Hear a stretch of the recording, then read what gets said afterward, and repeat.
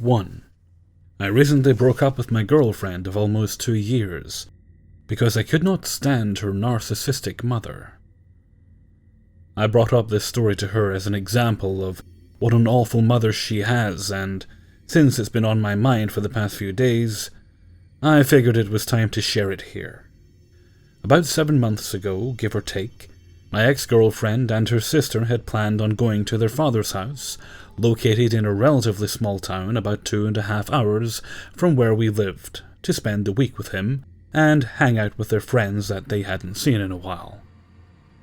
Their mother was supposed to drive them after she got back home from work. But, being the selfish narcissist that she is, she tried to gaslight them and say that they never asked her to drive them and that she already had plans that night. And their trip wasn't worth cancelling her plans over. My ex knew she was lying, but was completely unwilling to argue with her. Her sister fought back and forth with the mother until eventually the mother kicked them out and told them not to come back until after spring break. They grabbed their bags and walked out of the house and walked over to the mini-mall nearby. They were frantically trying to figure out how they were going to get to their father's house, until my ex decides to give me a call. I was sleeping at this point as I had worked the graveyard shift at my job, and I had a near 4-hour cell biology lab on Friday mornings that semester. I answered the phone, half asleep, and my ex explains the whole situation and begs me for a ride to their father's house. I'll admit I wasn't too keen on doing the drive, but I felt awful for the two of them, and I could tell they were desperate for help. I agreed, but I told her that I needed to catch up on sleep and I would have to drive them late at night, as I had to work at 5 in the morning the next day. The girls discussed my proposal for a few minutes before my ex gets back on the phone and agrees to be driven late at night. I told them to come to my house, and I told my roommate to let them in when they got there. I went back to sleep and woke up at around 9 at night and got myself ready to head out. I walked downstairs into the living room to see the two girls in the living room talking to my roommate while he played Rainbow Six Siege. We talked for a bit until we decided to leave. They grabbed their bags and we walked to my car. After they both loaded their bags into my car, they hugged me and thanked me profusely for driving them. We left around 10ish, and the ride was not very pleasant as my ex's sister and I spent about half of it trying to convince my ex what an awful person their mother is. She kept making excuses, and her sister was getting pretty pissed at her for being so blind to her mother's abuse. Eventually, we got into a fight, and the ride went by in silence. It was around midnight by the time we were about, I'd say, 40 minutes from the town, and we were on a highway that cuts through very few towns. It was nearly pitch black. There were no vehicles on my side of the highway at all, and rarely any passing by on the opposite side. And the highway was surrounded mostly by varying woods and empty fields. It was a little past midnight, and my ex's sister was laying down sleeping in the back seat, and my ex was drifting in and out of sleep. I drove through the dark, deserted road, with my iPod plugged into the radio playing The Boys of Summer by Don Henley, when all of a sudden I see headlights turn on in my rearview mirror, and then I saw red and blue lights flashing on top of the car. I was very startled by this, as I did not see anyone driving behind me, so this person must have had their headlights off while they were driving. Also, why was I getting pulled over? I checked my speedometer, and I was following the speed limit, and I wasn't driving dangerously. There was no reason why I should have been getting pulled over at that moment. This woke my ex up, and she was freaking out, asking what was going on, but I assured her everything would be fine, and I would handle it. I pull over to the side of the road and kill my engine. The officer pulled up behind me, and from what I could tell, it looked to be an unmarked police vehicle. And then he turned off his lights, which I'm pretty positive they're not supposed to do. The officer walks out of the car towards my window and shines a flashlight into both mine and my ex's eyes. It was so bright that we had to look away. He says, "Sir, do you know why I pulled you over?" "No, officer. I don't know why you pulled me over," I responded. He claims that he saw me speeding and swerving all over the road, and that he saw my ex in the car with me and assumed we were drunk. I try to explain that we weren't doing any of the things he said we were doing, but he completely cut me off and asked me to step out of the vehicle so he could test and see if I was drunk. I step out of the vehicle and stand up to face him, when he turns me around and slams me up against my back door, presumably to handcuff me. This woke up my ex's sister and she started yelling, "What's going on out there?" The officer lets go of me and tells me I'm free to go. He practically ran back into his car, starts it, swings a U-turn and speeds off. I'm stunned and in disbelief as to what had just happened, when my ex and her sister call me back into the car and snap me out of it. They asked if I was okay, and I said I was fine, and that we needed to get out of there. They agreed, and I turned the ignition back on, rolled up the windows, and sped off with no regard for the speed limit this time. 2. I'm a 23-year-old female from the UK. This happened when I was 17, and I still remember it like it was yesterday. It was January the 2nd, 2012. My boyfriend and I had just parted ways for the night. I was 3 miles away from home, and the only way towards it was down a long, dimly lit road. Houses adorned the one side, while pubs and businesses were present on the other. It was around 7:30 p.m, and being winter, it was extremely dark. My mother had warned me against walking down that road on my own, but, against my better judgment, I decided to walk down that street. About 5 minutes into my walking, I could hear someone or something through the music I was listening to through my earphones. I looked behind me to see a man wearing his hood up, had a baseball cap on, dressed in mostly dark colors, doing some kind of walk/jog type deal to catch up with me. Immediately, I panic, as I don't like strangers at the best of times, and I'm very awkward. I quickly take my earphones out and tuck them into my pocket, unsure what this man's intentions were. He catches up to me and begins walking alongside me. "Hey," he says. I don't answer. I don't even acknowledge him. "Hey, I saw you walking up there," he says. He then asks, "Hey, how are you?" Clearly not getting the hint that I want to be left alone, I reply, "Good, thanks. I'm on my way home." I pick up my pace slightly, trying to make it obvious that I do not want to talk. He asks, "What's your name?" Again, being on high alert, I give him a fake name. "Charlotte." "Charlotte? That's a nice name." I get this creepy vibe from him. Sneaking a quick look, I see this guy has a ton of facial scars, and his eyes are practically bulging out of the sockets. "So what's your name?" I ask, feigning politeness, and trying not to show my fear. "The boys call me the Doctor." I ask, "Doctor?" He replies, "That's me. Speaking of boys, would you like to come and meet my friends?" Panicking more now, I reply, "No, I've got to go home." I keep walking, cursing at myself inside my mind. If only I had listened to my mother. Why did I walk down this road alone? "Come with me," he said, slightly pulling on my jacket arm. "What do you mean, what for?" The fear now breaking out in my voice, he replies, "I need a favor." "What favor?" He then asks me for a blowjob, and I'm freaking out at this point. I felt numb all over, and although I had a phone on me, I couldn't discreetly call 999, as I didn't know if this guy had a knife or a weapon. His crazed expression would have been enough to put anyone on edge. I reply to this creep, "Listen, I don't do that kind of stuff, doctor." He begins to get a little more persistent, saying that he hasn't had a woman in such a long time, pulling at my jacket arm with more force than before. He attempted to nudge me towards dark, empty parking lots. I continued walking as fast as I possibly could, to which he was telling me to slow down, and that he doesn't know anyone who walks that fast. He had to jog to keep pace.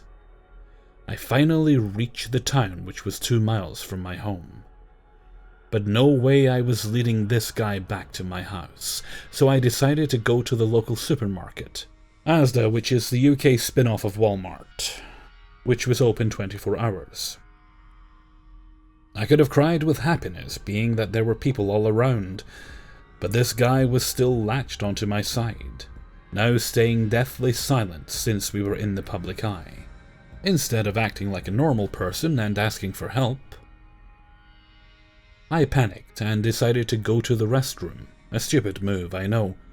In hindsight, I would have immediately told someone of my predicament, but I was 17 at the time, and being extremely scared caused me to make that one mistake. I head into the restroom, which to me was a safe haven, until he followed me into the toilets. That's when he grabbed me by my arm. He kicked open one of the stall doors and growled, "Get in."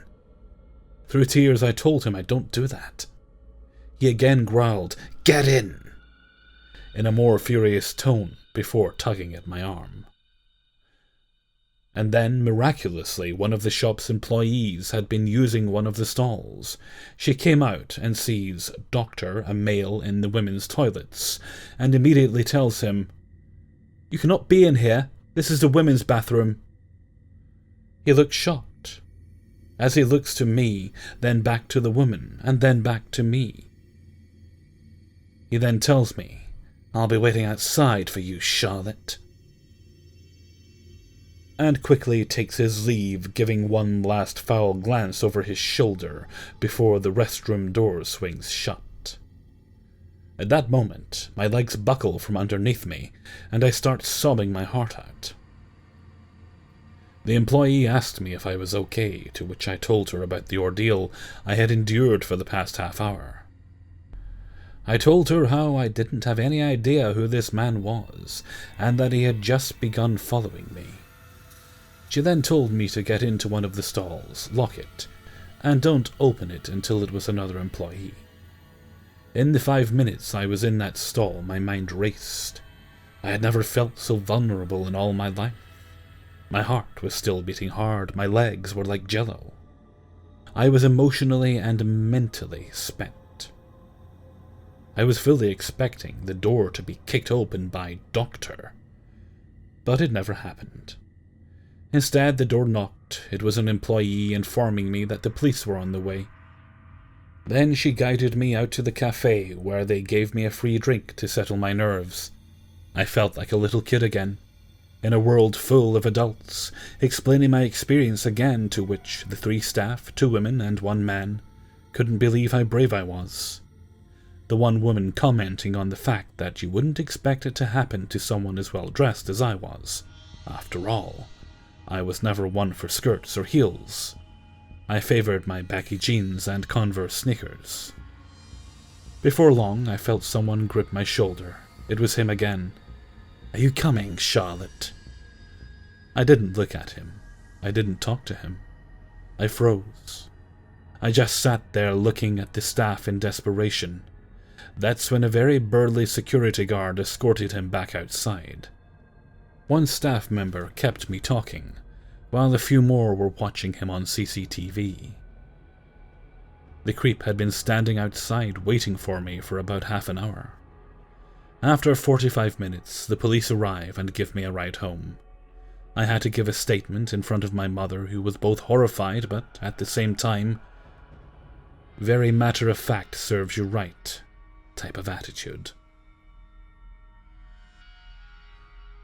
For weeks I had to go to and from the police station to give more in-depth statements, one being recorded on tape. Another time I had to try and identify Doctor through pictures of sex offenders, but alas, the Doctor was never caught. I can't even imagine what could have happened to me if that woman wasn't in that stall that night. Or if I didn't have the common sense to go through a brightly lit public place. One thing is certain. I never ever walk down that road anymore, and if I'm out after dark, I always have someone with me, as I cannot make it 50 feet without feeling uneasy that someone may be following me. I also carry pepper spray at all times, even though it's classified as an offensive weapon and is illegal to carry around in the UK. I won't be making that same mistake twice.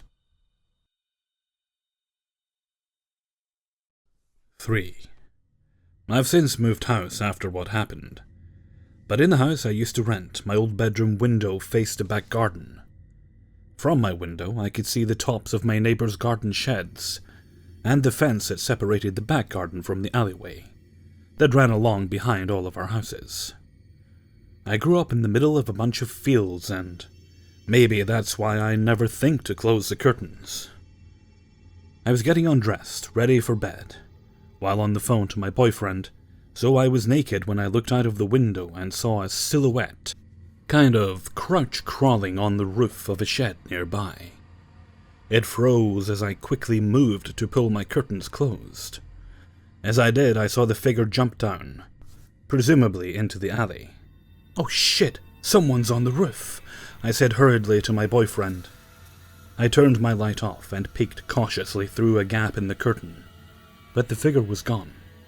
I decided at the time that one of my neighbours was chilling out on their roof having a cigarette or something, and they'd noticed me and awkwardly got off their roof. I used to climb onto my roof all the time, from my bedroom window to look at the stars. It was nice. I laughed it off and joked about how I just flashed the neighbours. My boyfriend reminded me that I really should start remembering to close the curtains. About 4 months after this happened, I said goodnight to my housemate as she headed into the downstairs bathroom in her towel for a shower. She took her phone. She likes to listen to music in the shower. It was a really hot summer, so we'd taken to leaving the back door to the garden open, so that a nice breeze could come through while we watched TV in the evenings. The back door had been open all evening. I went up to my bedroom, climbed into bed, and probably started browsing Reddit or something, I don't remember. I heard my housemate shout my name in a questioning way. I assumed she needed me to bring her something she'd forgotten. I groaned and got back out of bed and reached for my dressing gown. My phone rang. I answered and heard my housemate's panicked breathing. "Someone's in the house," she sort of choked out. "What? I'm really scared. I don't know what to do. Someone just came in our house. What do we do?" She was sobbing. I had my dressing gown half on. Cold fear washed over me. I told her to hang on. I couldn't tie the cord because my fingers were shaking, so I just held it closed. I looked around my bedroom, wishing I had some kind of baseball bat or something. In hindsight, though, they'd probably just snatch it off me, and then I'd be in worse trouble. I stood at the top of the stairs and yelled in my best angry voice, "Get the fuck out of our house. I've called the police." I waited and then loudly stomped down the stairs. I was hoping they'd have run off by the time I'd come down. I crept through the dark living room with the hair standing up on the back of my neck. I came to the bathroom door. "Nobody is here, they must have gone. Let me in." She let me in. She was crying hysterically. They were filming me. They had a phone through the window. She said she'd been showering and seen something white move. It was a man's pale, skinny hand holding a black Samsung Galaxy. It was pointing at her. We stayed locked in the bathroom and called the police. I knew at the time that they'd probably be long gone by now, but we felt safer knowing that the police had checked. We reported everything we knew, which was very little. Someone came to dust the back door for prints the next morning, but nothing ever came of it. The peeping Tom escaped with a video of my friend in the shower. Far worse things happen to people all the time, and it was probably just a person who enjoys spying on people. But for us, the scary part is that we will never know what that person's intentions were. We wonder how long this person had been watching the house. How many times had they snuck in? Was it the same figure I'd seen on the roof months ago? How did they know that room was a bathroom? And that it was a woman in the shower? I spent a long time staring suspiciously at pale people's hands after that. Hey everybody, Hellfreezer here, and thank you very much for listening to 3 True Scary Stories, episode 247. Thank you very much to everybody who allowed me to use their stories in this video. I apologise for the infrequency of these videos, but as I said in the last video, did I say in the last video? Oh, well, whatever, I'll say it again here. Things are going to be a bit inconsistent, going to be a bit infrequent. At least one video a week, I'm hoping. And hopefully more. If I can do more, I'll do more. But we'll just see how things go with the recovery of my throat. I'm not going to try and stick to a schedule or anything. It's just I'll do what I'm able to do in the moment. If I'm in the mood to record something a bit more involved, like the retail stories of the TIFU, they tend to take a bit more out of me performance-wise than the True Scary Stories. So when I'm in the mood to do one of those, I will. Okay, and with that I'm going to head off for now, so until next time, thank you very much for listening, and take very good care of yourself.